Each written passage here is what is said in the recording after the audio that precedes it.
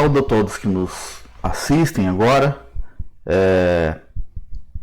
Após um longo tempo, porque tive alguns problemas técnicos aqui, mas estamos retornando, né, às nossas lições sobre ética cristã, e nós vamos retomar um assunto que nós começamos, né, na aula passada, e vamos terminar ele hoje, que é sobre a questão do sexo, né? Então nós vimos na aula passada, vimos alguns dados, né, os dados estatísticos, vimos algumas questões, vimos também o que o Antigo Testamento fala a respeito, e hoje nós vamos dar continuidade, vamos ver o que o Novo Testamento fala a respeito, né? E algumas argumentações que geralmente as pessoas fazem, não todas, né? Mas algumas argumentações que o livro do Norman Geisler traz, né? Então, começando aqui, né? Então, a nossa proposta continua sendo responder essas perguntas, né? Será que vale tudo, né? Quando se fala de sexo, será que vale tudo, né? Desde que seja consensual, e quais as respostas bíblicas para as alegações que geralmente as pessoas fazem quando trata desse assunto, certo? Então, vamos retomar aqui. Vamos ver onde nós paramos aqui. Então, falando dos evangelhos, né? O que os evangelhos falam a respeito? Então vimos que antigamente o Antigo Testamento dizia, e agora passando para o Novo Testamento. Então, começando pelos evangelhos, né? Então, o próprio Senhor Jesus, ele condena a fornicação e o adultério. Então, por exemplo, lá em Mateus 5:32, ele diz: eu, porém, vos digo, qualquer um que repudiar sua mulher, exceto em caso de relações sexuais ilícitas, eu até grifei aí, a expõe a tornar-se adúltera, e aquele que casar com a repudiada comete adultério. Então vejam, o que Jesus está dizendo aqui? Ele está dizendo o seguinte: se o homem repudiar sua mulher, né? Se ele repudiar sua mulher, e não for em caso de relações sexuais ilícitas, né? Porque a Bíblia dá essa abertura de que haja divórcio, né, haja ruptura no relacionamento em caso de relações sexuais ilícitas. Voltando, só para a gente retomar aqui o pensamento da aula passada, o que é uma relação sexual ilícita? É tudo aquilo que está fora daquilo que Deus estabeleceu, ou seja, o sexo dentro do casamento, né?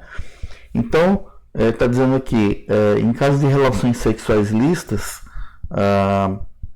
é permitido repudiar a mulher por causa do adultério, né?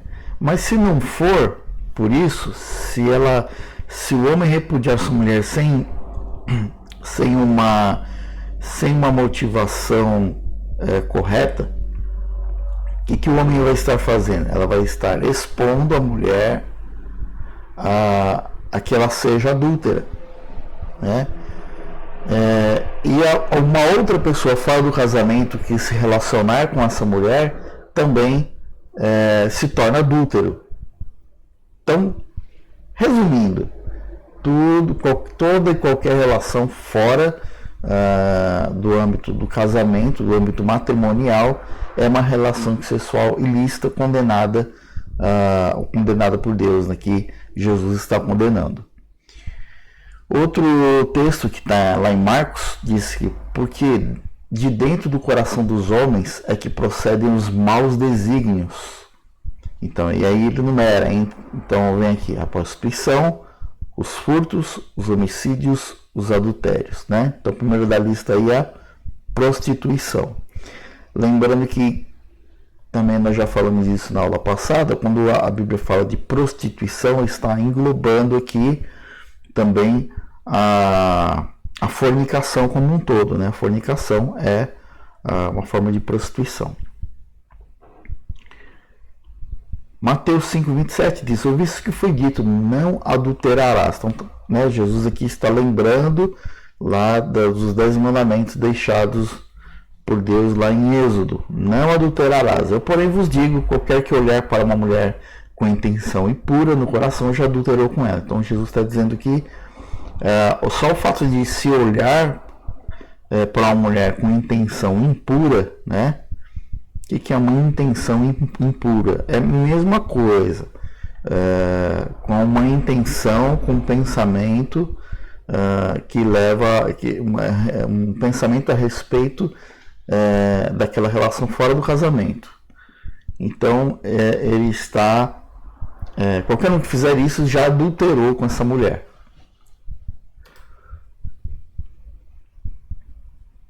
Livro de Atos, né? Então falamos dos evangelhos, o livro de Atos agora. O que o livro de Atos fala a respeito, né? Então a gente tem lá no capítulo 15 uma discussão, né, entre ali um primeiro concílio, né, que se tem registro, né? Então uma reunião, né, assim como nós temos na Igreja Presbiteriana a reunião de presbitério, a reunião de sínodo, né, a reunião do conselho. Então houve aqui na Atos 15 uma reunião, podemos dizer assim, que foi uma reunião de, né, fazendo um paralelo, uma reunião de presbitério para tratar de uma questão lá. E o que está se discutindo lá é se os judeus estão discutindo se os gentios, ao serem recebidos, né, no cristianismo, se eles têm que, como eles devem ser recebidos, se eles têm que passar pelos ritos judaicos primeiro, né? Então os judeus estão ali discutindo, né? E uma das frases dessa discussão é essa daqui, ó: pelo que julgo eu, não devemos perturbar aqueles que dentre os gentios se convertem a Deus. Então, vou fazer uma pausa aqui. Então, está se dizendo o seguinte, que nós não devemos perturbar os gentios que estão vindo para o cristianismo. Nós não devemos colocar uma carga pesada sobre eles de costumes, né? Continuando, mas o que se propõe aqui: mas escrever-lhes que se abstenham das contaminações dos ídolos, bem como das relações sexuais ilícitas. Então, olha só. Então, está dizendo aqui o seguinte: olha, não vamos exigir dos gentios que eles sejam judeus primeiro para depois se tornarem cristãos. Tem algo mais importante aí que a gente tem que se preocupar. Porque os gentios, que são gentios? Gentio é todo aquele que não é judeu. Quando o gentio vem para o cristianismo, o que a gente tem que se preocupar? Tem que se preocupar com os costumes que eles trazem, né, das religiões pagãs, gentílicas, que são as relações sexuais ilícitas, que para os gentios era comum, né, da carne de animais sufocados e do sangue, né? Então está deixando claro que relações sexuais ilícitas é uma questão importante, preocupante, um costume que vem dos gentios, que deve ser resolvido quando eles ingressam no cristianismo, tá? Então essa é a menção que o livro de Atos faz a respeito. Nas epístolas. Então nas epístolas nós temos aí, eu não vou falar de cada uma, né, mas a gente tem várias menções aí, né, principalmente de Paulo, né, a respeito, né, nas suas cartas a respeito dessa questão, né, da sexualidade. Então em Romanos 1, 26 e 27 ele vai condenar o homossexualismo. Ainda aí em Romanos 1, na sequência, né, dos versículos 28 e 29, vai dizer que o sexo impróprio, né, o sexo que é fora do casamento, né, todas essas relações ilícitas, elas são resultado do coração depravado. Em Gálatas 5:19, Tiago 2:11, Segunda de Pedro 2,14, então aqui a gente já vê aqui cartas que não são paulinas também, né?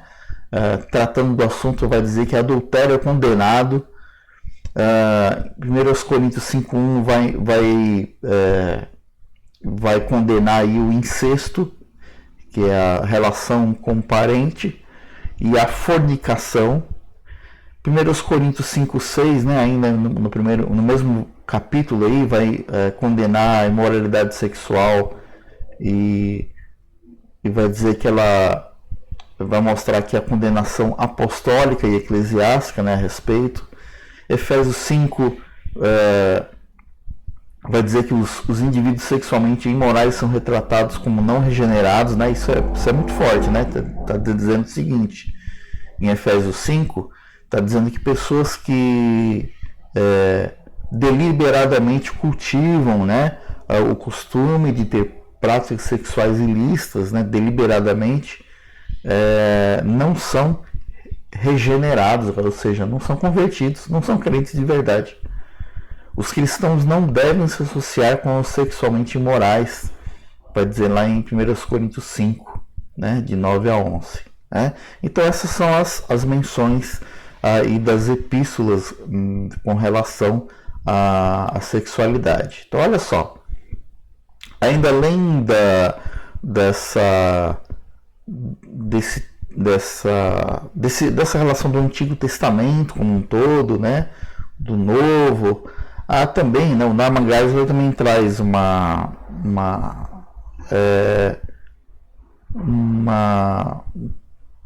paralelo, vamos dizer assim, né, com a questão da sexualidade com a Trindade. Né? Como isso, né? Então vamos lembrar que Deus subsiste em três pessoas, né, que nós chamamos de Trindade. Deus subsiste em três pessoas: Pai, Filho e Espírito Santo, né? Deus Pai, Deus Filho e Deus Espírito Santo. Deus Pai é o Criador, Deus Filho é o que nos traz a salvação, né? Que coloca em prática o plano de salvação, e o Espírito Santo é que aplica essa salvação, o plano de salvação em cada um de nós. Então, a imoralidade sexual é um pecado contra o corpo que pertence ao Pai. Então, Deus fez o nosso corpo. Nós somos apenas inquilinos do nosso corpo. Né? É importante que nós entendamos isso. Né? Deus nos dá o corpo e nós estamos apenas usando esse corpo, mas o corpo não é nosso. Né? Então, quando praticamos imoralidade sexual, estamos praticando um pecado contra o nosso corpo que não é nosso, é de Deus, é de Deus Pai. Com relação ao Filho, né, os cristãos devem manter puros seus corpos, pois estão unidos ao corpo de Cristo. Quando nós nos convertemos a Cristo, entregamos a nossa vida ao controle de Jesus Cristo, nos tornamos crentes, genuinamente crentes, nós estamos unindo o nosso corpo com o corpo de Cristo. E como é que nós vamos unir um corpo ao corpo de Cristo? Um corpo que está sendo usado de forma impura, né? Então, nós devemos manter os nossos corpos puros justamente porque ele está unido ao corpo de Cristo. E finalmente, né, com relação a Deus Espírito, né, Espírito Santo, a imoralidade sexual macula o corpo, que é templo do Espírito Santo. 1 Coríntios 5, 19 e 20 vai dizer isso, que o nosso corpo é templo do Espírito Santo. Como é que nós vamos usar imoralmente o templo de Deus, o templo do Espírito Santo? Tá bom?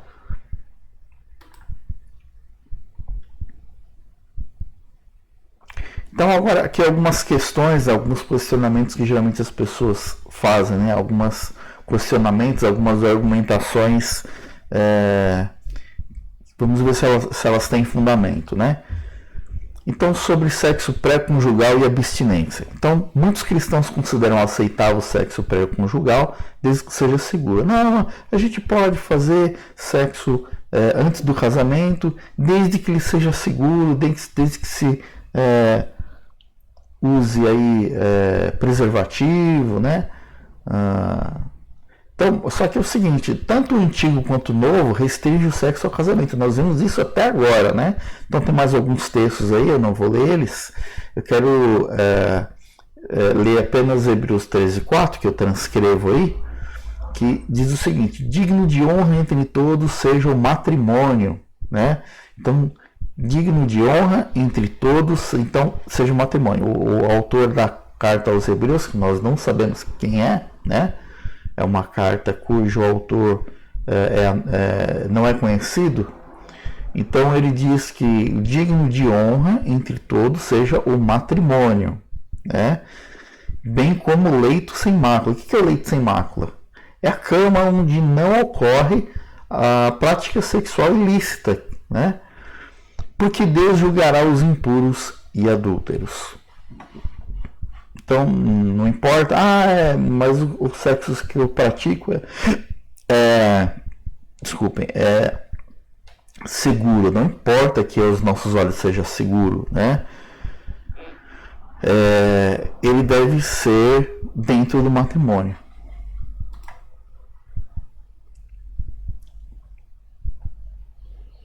Aí aqui mais alguns questionamentos. O sexo ilícito pode ser seguro, né? Está ainda falando da questão do sexo seguro. Ele sendo ilícito, ele pode ser seguro?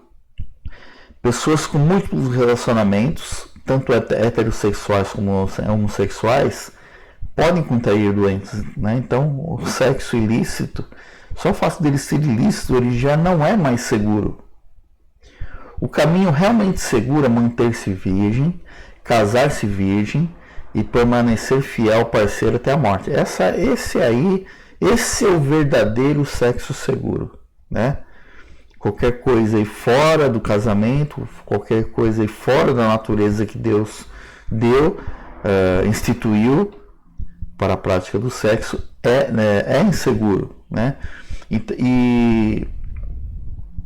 E Deus dá aos crentes a capacidade de enfrentar tentações. Mas como é que eu vou lidar com isso, né? Minha vontade, né? Os meus desejos, os meus pensamentos, como é que eu vou lidar com isso, né? Então, 1 Coríntios 10:13 vai dizer o seguinte: que não vos sobreveio tentação que não fosse humana, mas Deus é fiel e não permitirá que sejais tentados além das vossas forças. Pelo contrário, juntamente com a tentação, vos proverá livramento de sorte que a possais suportar. Mais para frente eu vou falar de novo a respeito desse texto.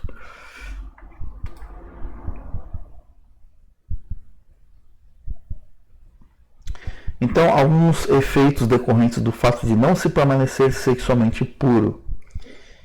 Em primeiro lugar, uma coisa que as pessoas precisam entender, que às vezes gera confusão, é que não é o sexo que sustenta o relacionamento, né? Então as pessoas às vezes pensam que é o sexo que sustenta o relacionamento. Ele faz parte, tá? Não vou dizer que ele não faça parte, ele faz parte de um relacionamento matrimonial, tá? Um matrimonial saudável. Mas um crescimento junto sob orientação de Deus que dará vitória em desafios futuros. Isso é o que realmente sustenta o casamento, o matrimônio, né? O crescimento juntos, né? Orar juntos, estudar a palavra juntos, tomar suas decisões, tomar suas decisões debaixo da orientação de Deus juntos. Isso é o que verdadeiramente sustenta o casamento, né? A criação de filhos, né? Como é que nós criamos nossos filhos? Quando nós fazemos isso juntos, debaixo da orientação de Deus, isso nos traz, sustenta o casamento, fortalece ele e traz crescimento, tanto ao homem quanto à mulher. Pecados cometidos antes do casamento podem trazer peso de arrependimento que pode perdurar pelo resto da vida conjugal. Coisas que você vai fazer antes do casamento pode trazer aí um arrependimento. Você pode lembrar para o resto da sua vida: poxa, me arrependo de ter feito aquilo, não devia ter feito, né? Então tem que pensar direitinho o que você vai fazer antes do casamento. Essa história, não, vou aproveitar, vou fazer o que eu tenho vontade, e aí depois que eu casar, eu fico presinho lá, tá? Você pode se arrepender disso. Traz insegurança à relação, pois se não houve pureza do companheiro antes do casamento, que garantia que haverá depois? Então há também um problema da outra parte, né? Se você cometeu, teve um relacionamento sexual impuro antes do casamento, que segurança o seu parceiro vai ter de que você não vai fazer isso depois, né? Então, sendo assim mais objetivo, né? Vamos supor que o sujeito, o homem, ou mesmo a mulher, né? Então o homem é mulherengo, ou a mulher também, né? Saía com todo mundo antes do casamento, era conhecida por sair com todo mundo, né? O homem é o garanhão, a mulher, né? Com perdão da palavra, era galinha, né? Aí eles se casam, né? Que segurança o parceiro vai ter de que isso não vai acontecer depois, né? Então, além do peso de si próprio, de poder vir aquele arrependimento, né? Depois, também tem a desconfiança do parceiro, né? Então, pensar direitinho nisso.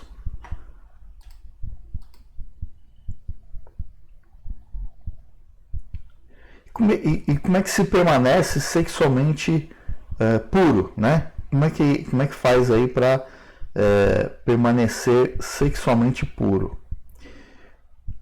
Então, 1 de Pedro 5,9 vai dizer: resistir-lhe firme na fé, certo de que os sofrimentos iguais aos vossos estão se cumprindo na vossa irmandade espalhada pelo mundo. Então a primeira orientação é resistir ao diabo, resistir sempre.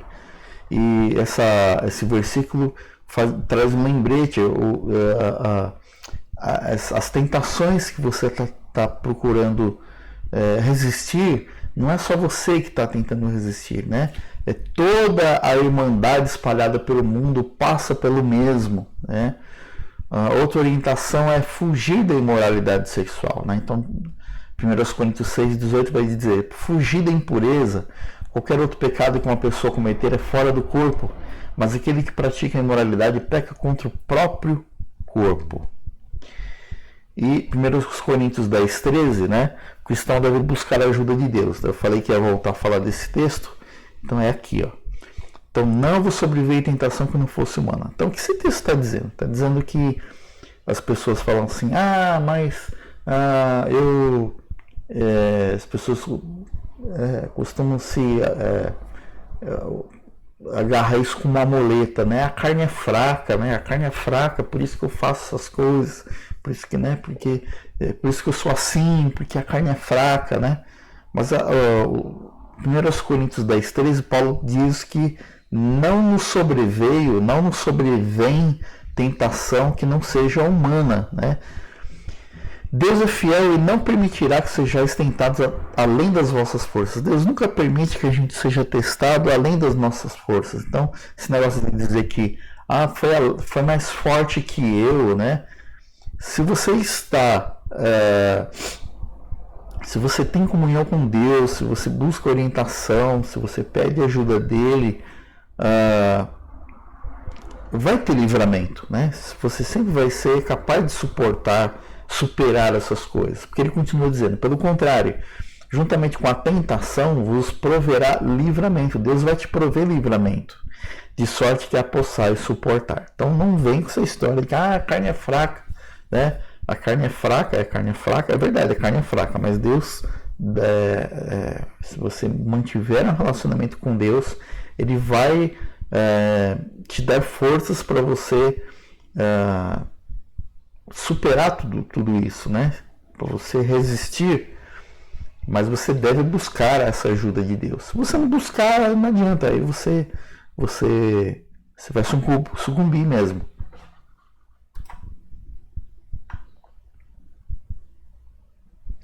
Uma outra questão também, as pessoas falam: mas como é que eu poderia usar a masturbação, né, como recurso para não cair em nenhuma das tentações, né?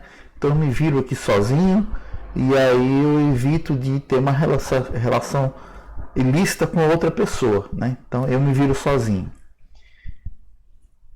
Será que isso é uma forma lícita, né? Bom, em primeiro lugar, ela pode se tornar um hábito prejudicial, um vício, né? Ela pode se tornar um vício. Segundo problema é que ela envolve lascívia, ou seja, quando você está praticando o ato, você vai pensar em alguém, você vai pensar numa situação, então você vai ter você vai praticar lascívia, né? Você vai ter pensamentos impuros com alguém que não é casado com você, né? Então, é um problema também. É uma forma de autogratificação fora da Bíblia. A Bíblia prevê que o prazer seja proporcionado na relação matrimonial. Então, se você está fazendo isso sozinho, então está fora do que preceitua a palavra. E é um meio natural de alívio. Mas eu preciso me aliviar, né? Eu preciso, né? Falando aqui do homem, né? Eu preciso ter aqui eu preciso ter um alívio, né? Mas existe um alívio natural, que até o livro de Deuteronômio, né, lá no capítulo 23, versículo 10, faz menção, que são as poluições noturnas, né? Quando o organismo precisa aliviar, há ali um acúmulo, né, de sêmen, né, que precisa ser liberado, existem as poluições noturnas, né? Em que isso é expelido do corpo naturalmente.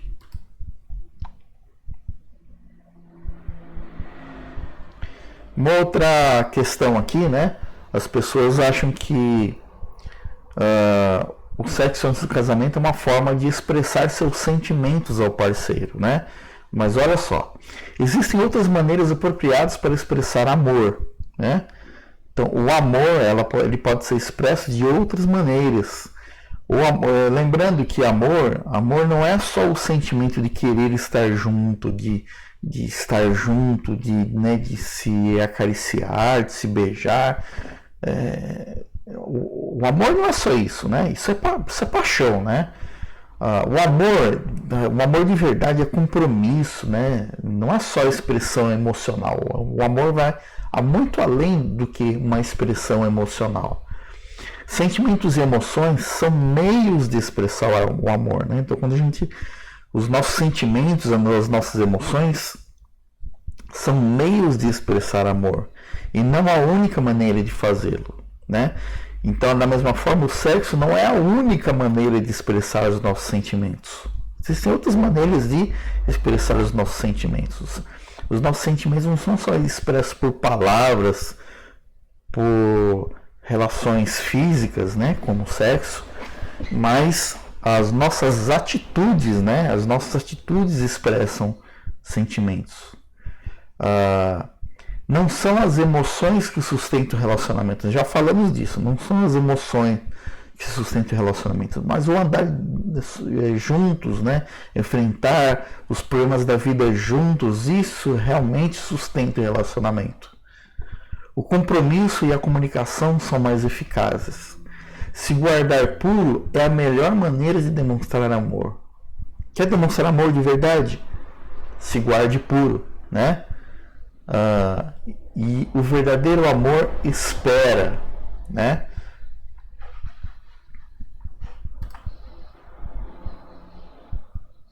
E resumindo e concluindo aqui, né? Finalmente aqui, é importante nós lembrarmos que nós apreciamos melhor as coisas quando nós esperamos por ela, né? Então, quando nós esperamos por ela, guardamos, né?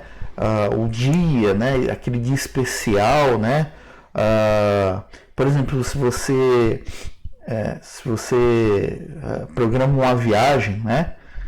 Então você fica ansioso para aquele dia da viagem, fica ali aguardando, é algo que você não pode experimentar antes, mas quando chega no dia aquilo é especial, né? Vou dar um outro exemplo, uma criança, né? Quando está aguardando o dia de ganhar um presente, né? Seja no aniversário, né? O dia das crianças, ela está tão ansiosamente esperando aquele dia, né? Ela não sabe como é que vai ser, o que a espera, e aí quando chega aquele dia é especial. Da mesma forma o casamento, né? Quando nós esperamos ansiosamente pelo dia do casamento, o dia que nós vamos poder nos relacionar fisicamente com o nosso parceiro, também aquele dia, assim, a gente aguarda por aquele dia, quando aquele dia chega, né? E guardamos tudo para aquele dia se torna especial. Então nós apreciamos melhor as coisas quando nós esperamos por elas. O sexo é belo e é poderoso, né? E algo tão belo e poderoso, não se pode brincar com isso, né? Não devemos brincar com algo que é assim tão poderoso, né? Então guardemos isso, né? Apreciamos melhor as coisas quando esperamos por elas, e o sexo é poderoso, e como algo poderoso não podemos brincar com ele, ok? Então a gente fica por aqui, até a próxima semana. Que Deus te abençoe, e se você ainda não se casou, né, peça ajuda a Deus e mantenha-se puro, se guarde para esse dia especial. Se você já é casado, da mesma forma, evite da mesma forma, né, peça ajuda de Deus para que livre os seus pensamentos, né, as suas vontades, né, mantenha as suas vontades longe de relações sexuais ilícitas. Que Deus abençoe sua vida e até a próxima.